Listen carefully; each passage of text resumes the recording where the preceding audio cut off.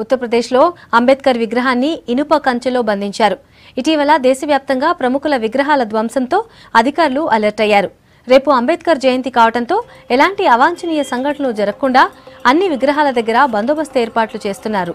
దీంతో బద్వాన్లోని అంబేద్కర్ విగ్రహం చుట్టూ ఇనుప పంజరాన్ని ఏర్పాటు చేశారు. ఇక్కడ సెక్యూరిటీ కోసం ఒక కానిస్టేబుల్ని కూడా ఏర్పాటు చేశారు.